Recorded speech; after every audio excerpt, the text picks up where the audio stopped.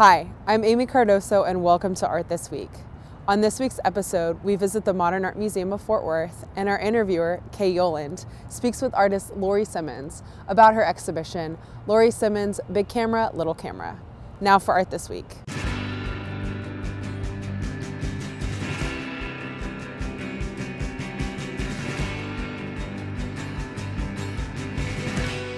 Well, Laurie, thanks so much for meeting me at the Modern for your retrospective of Big Camera, Little Camera, which is named after one of your early works.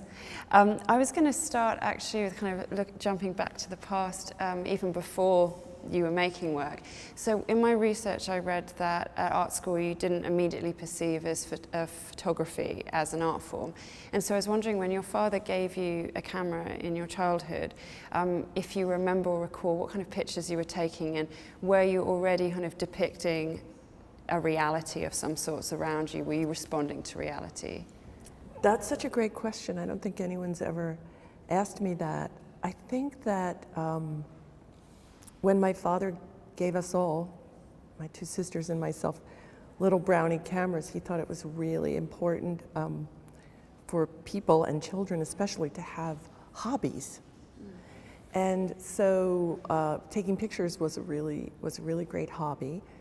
And you were supposed to record the events of your life, and then you were supposed to have an album. I had a pink, it was called, Penny was the character. There were character-themed things you could buy. I had a pink Penny album, and I had my pictures developed at the drugstore or wherever and pasted them all into my Penny album. So I think my father wanted us to be well-rounded young girls and women, and thought that photography was one of the very important hobbies that we were meant to have. And when you went to Afghanistan later on, and this was still kind of before you were starting to work with these series, was that a follow-on from your childhood when you were taking pictures and keeping a diary there? Or were you starting to have maybe adult kind of analysis of your environment? Well, I just wanted to clarify, I never made it to Afghanistan. Oh, okay. Okay, I was curious actually. I got in my car in Amsterdam and definitely was heading to Afghanistan, but got very hot in Turkey, so we didn't make it that far. But yes, I was documenting my trip. I had a very strong desire to document my life. Maybe my father sowed the seeds of that, but I felt like it was really important to take pictures, that somehow it would be really important to me later on. So even though I never studied photography and that kind of documentation post-art school, I was trying to compose things that were pleasing. And this legendary trip to Europe, attempt to go to Afghanistan,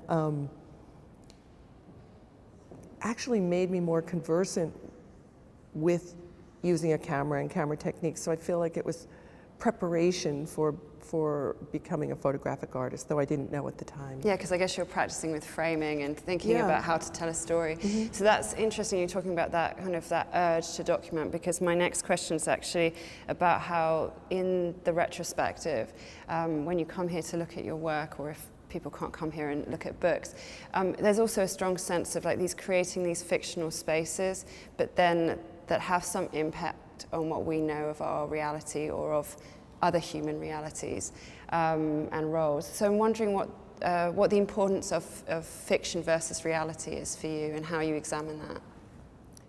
Well, I think that a fictional portrayal of my reality is a much more intense way to pin down my truth.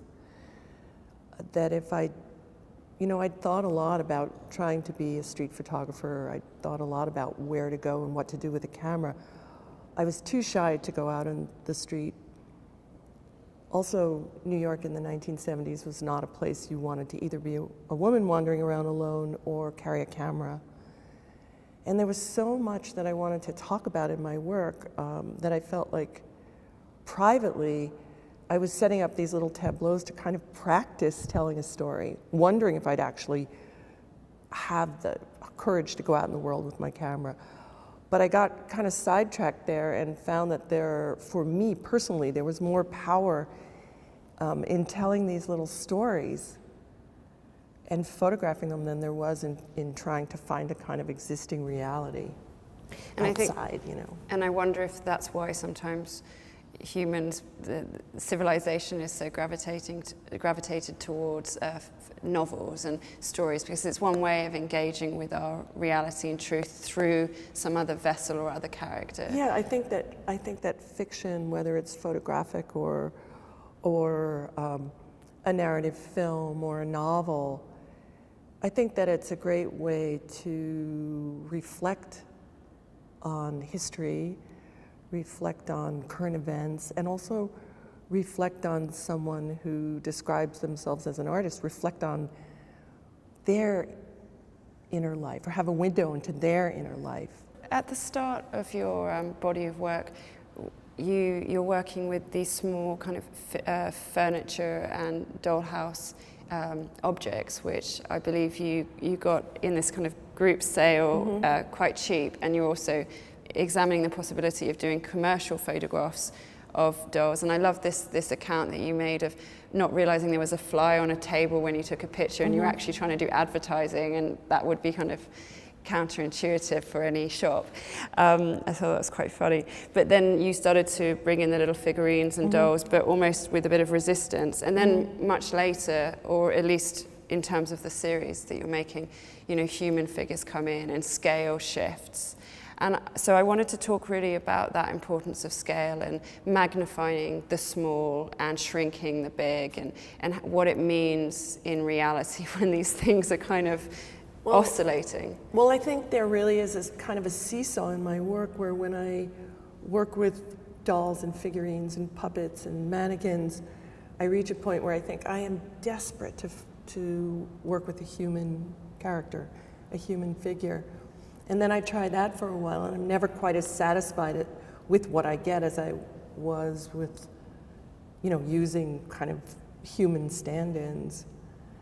So that's this kind of back and forth in my work, like trying one thing and getting tired of it and moving to the other thing. And I think it's true with male and female figures as well. Like basically my subject is women in interior space, and that's always been my subject. But periodically I try to bring men into the picture, maybe because I'm inviting the male viewer to come in a more intimate way than I feel he has in the past. But I think that scale disparities and also changing from human to doll, and as I was saying, big to little, big camera, little camera, I think those are the things that keep me interested, that keep me going, just making new challenges for myself. And do you think in terms of the reflection on the 50s, that was at least at the beginnings of your work, is also about that kind of, do you think scale in the 50s is more important than scale in different decades? Because I hear about people feeling like very trapped and isolated or claustrophobic in their spaces, and objects and like perfect replicas. Every home has the same thing. When people talk about the 50s, it seems very specific in terms of like these cookie cutter environments that maybe are not so prevalent in today, for example. Well, I think that the aesthetic, the domestic aesthetic of the 50s was actually quite suffocating, because there was one standard that was put forth in magazines and TV shows and films that everyone felt they had to live up to. But that said, it was visually very rich, particularly for a child, particularly for me to watch my mother and her friends decorating their homes. Because if you visited another family in the suburbs, the first thing they would do would be to take you for a house tour. And I was very aware that the houses were very much the same, but the color would change or the pattern would change, but everyone was ordering from the same menu or working from the same template in a way. So as a child, to find those minute differences in color and texture and style, especially a visual child like myself, that was fascinating. And I'm thinking, because you're looking at the West especially, and you know, especially the US at that time. I mean, the relationship with Russia and communism was, and yet actually communism is about everybody having the same thing. And in a way, this is a kind of you have a menu, so you can get everything in every color, but it's still the same outfit. It's still, in a Right, way. exactly. And we certainly everyone felt like there were great freedoms in the United States compared to the Soviet Union, and there were, but the pressure, the social pressure to play to the middle was very strong, and that's something that, as a child, I had a tremendous awareness of that. I often tell a story about, I'm one of 3 sisters, and when my baby sister came home from the hospital, my parents had been hoping for a boy, and they painted her room light blue. And she was a girl, and I felt like the only conversation, so many people came to visit the new baby, and the first and practically only conversation was the apology for having painted the room blue, and we were going to take care of that soon and paint it pink as soon as we possibly could. And in my research, I read, so correct me if I'm wrong, that there was some hesitation to use dolls or female figures at the very beginning in case it was seen as feminine rather than feminist. Looking back on that, and as you progressed, you started to feel more and more like you owned that, right? Yes. So that I felt like it became my subject, like it or not. I felt almost trapped in it in a great way and responsible for it. Sometimes embarrassed about it, but I would tell myself, okay, you started this, now you have to finish it. And every time I really deviated from that in a really big way, sort of earlier on in my art making life, I always felt bad, like I was abandoning my subject. So I feel like, in a sense, I've been like a dog with a bone. At times trying to resist my own desires and urges about what I wanted to make, but I've stuck to this vision, and more importantly, I have a lot left to do.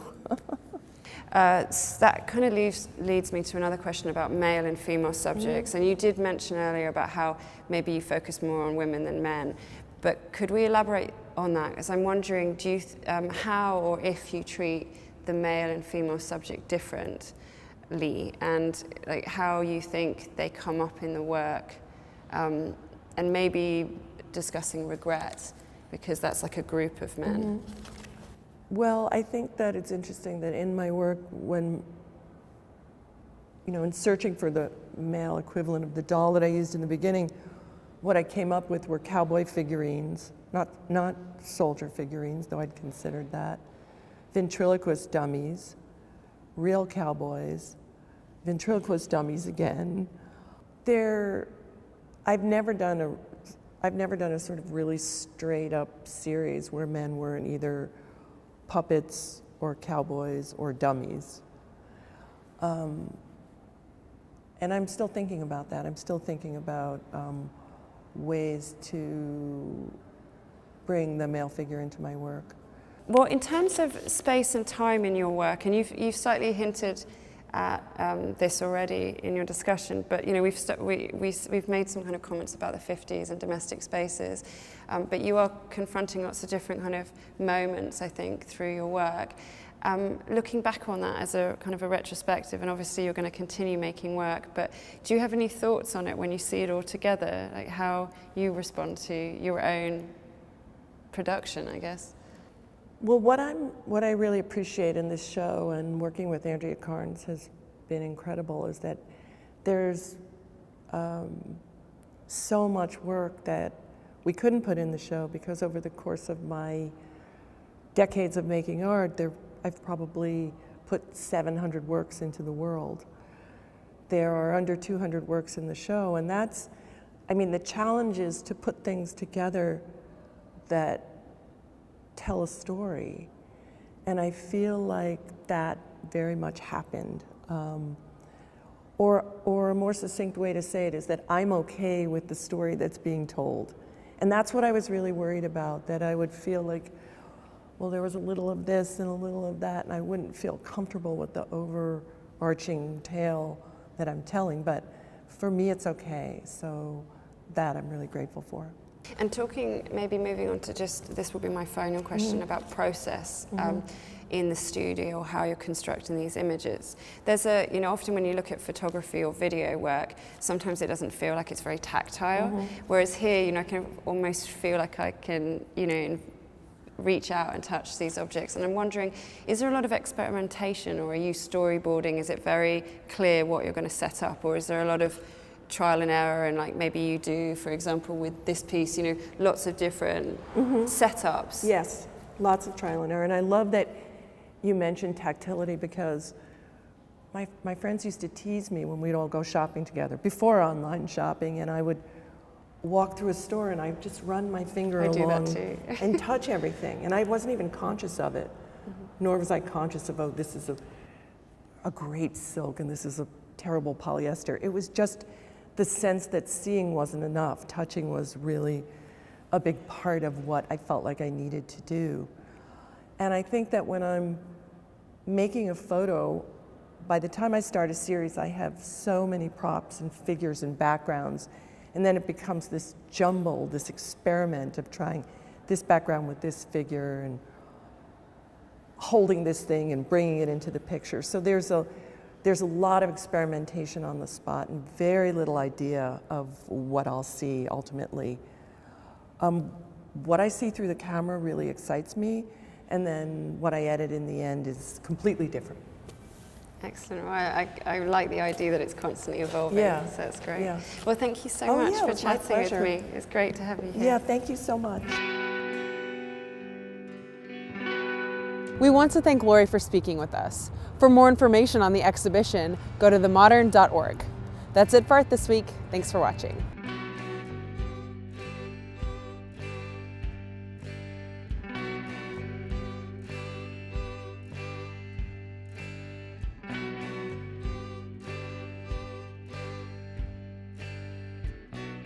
I still got your Polaroid.